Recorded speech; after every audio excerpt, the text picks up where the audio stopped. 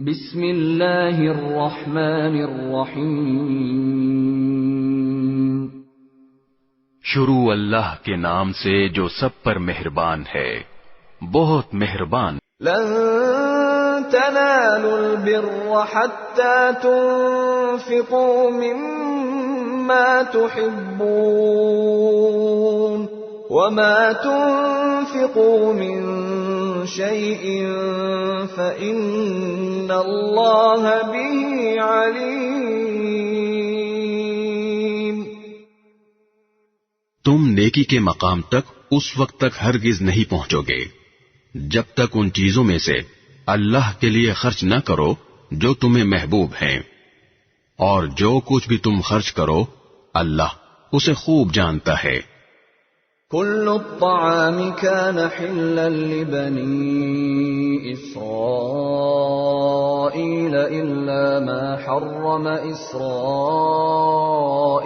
على نفسه من قبل أن تنزل التوراة قل فأتوا بالتوراة فاتلوها إن كنتم صادقين۔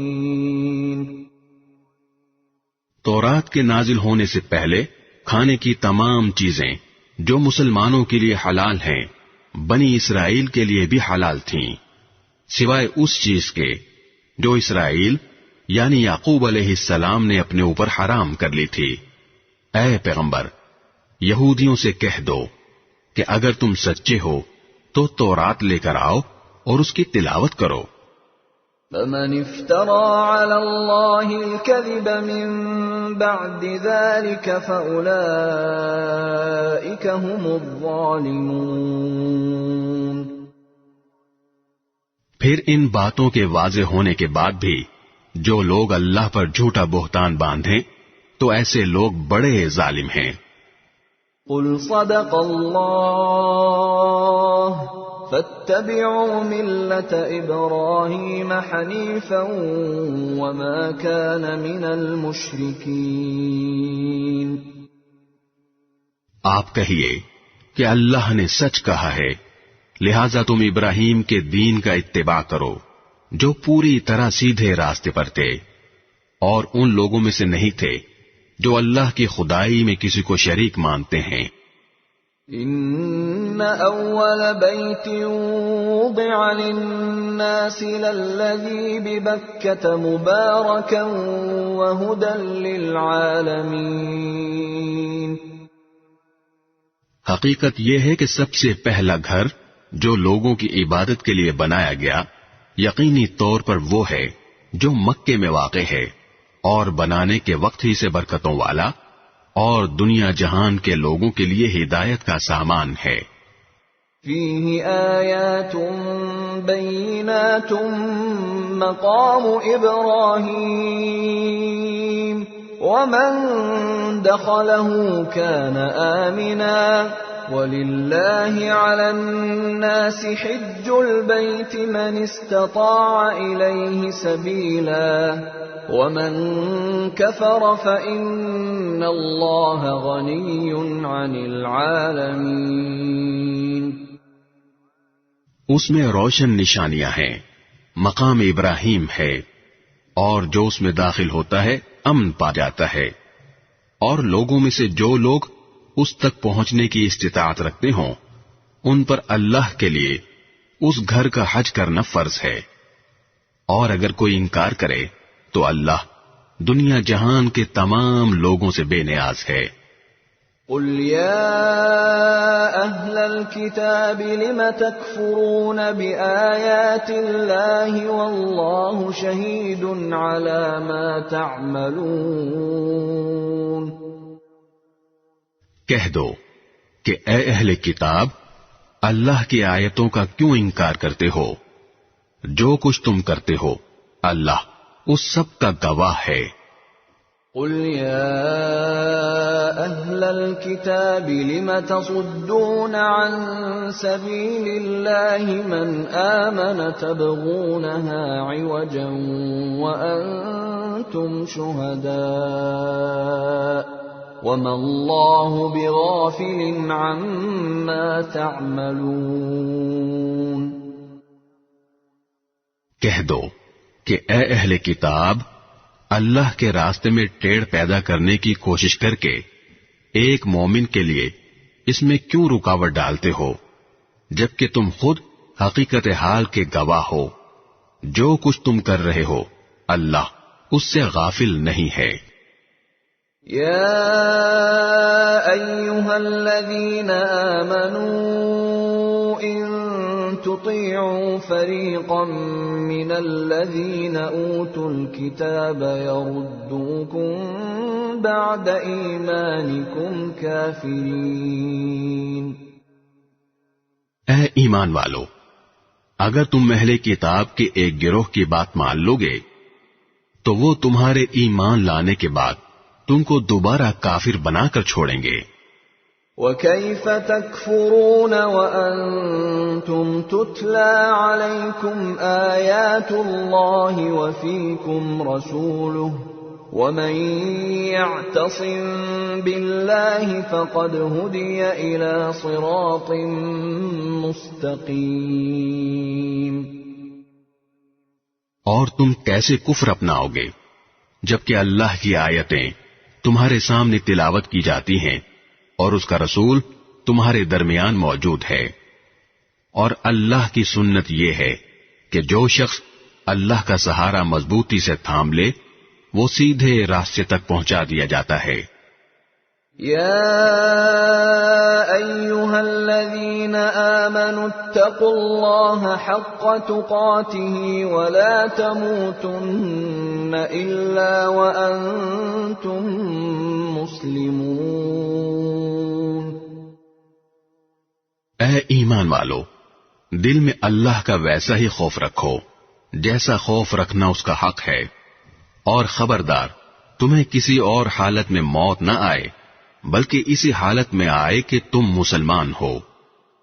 وَاعْتَصِمُوا بِحَبْلِ اللَّهِ جَمِيعًا وَلَا تَفَرَّقُوا وَاذْكُرُوا نِعْمَةَ اللَّهِ عَلَيْكُمْ إِذْ كُنتُمْ أَعْدَاءً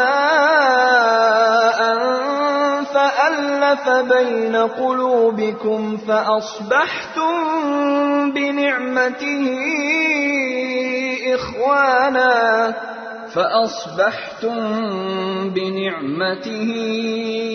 إخوانا وكنتم على شفا حفرة من النار فأنقذكم منها كذلك يبين الله لكم آياته لعلكم تهتدون۔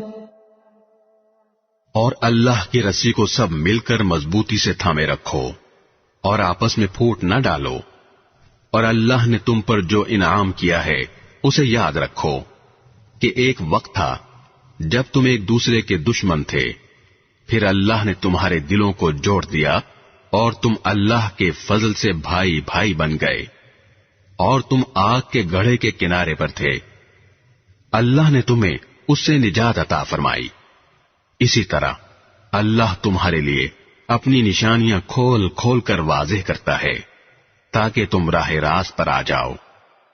وَلْتَكُن مِّنكُمْ أُمَّةٌ يَدْعُونَ إِلَى الْخَيْرِ وَيَأْمُرُونَ بِالْمَعْرُوفِ وَيَنْهَوْنَ عَنِ الْمُنكَرِ وَأُولَئِكَ هُمُ الْمُفْلِحُونَ۔